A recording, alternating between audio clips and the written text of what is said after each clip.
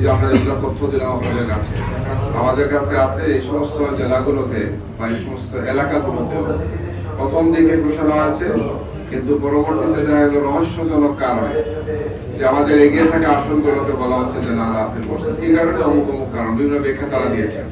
যেমন 150টা সেন্টার, 10টা সেন্টারে কোনো ঘোষণা দেন, 8:30 9টার মধ্যে সবগুলো গণনা হয়ে গেছে, 10টা সেন্টার পাবে। এই 10টা সেন্টার পরে দেখা গেলো যে আমরা বলা হচ্ছে যে আমাদের প্রার্থীকে টাকা পরাজিত ঘোষণা করা আছে। পাঞ্জাবের জগতে একটি বিশ্বস্ত নাম শাবাব এথনিক ওয়্যার। আমরা তথ্যগুলো নিয়েছি, দেখলাম এখানেই এই অবস্থাপনাগুলো এবং এই জালিয়াতির কাজগুলো তারা করেছেন কি।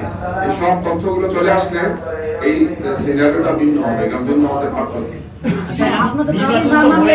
সার্বিকভাবে জামায়াত ইসলামের যে প্রত্যাশা আর প্রাপ্তির জায়গা নিয়ে আপনি কি বলবেন? আমাদের আমিরের জামাত এই ব্যাপারে বক্তব্য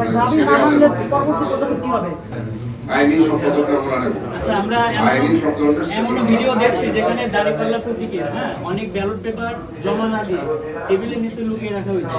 এখন পুনর্গণনায় যদি আবারও এমন করা হয় সেক্ষেত্রে আপনারা কি করবেন? আমরা এই ধরনের কোনো কাজ করি নাই, উদ্দেশ্য প্রণোদিতভাবে এখন যদি আবারও করা হয় আপনারা কি করবেন? আপনারা কি বলেন? সবই তদন্ত করে দেখার জন্য আমরা সংশ্লিষ্ট নির্বাচনে যেমন হয়েছে পুনর্গণনায় যদি এমন হয় তখন আপনারা কি পদক্ষেপ নেবেন? আগে যদি হয়ে যায় পরে দেখে সামনে আসবে, এজেন্ডার সামনে আসবে।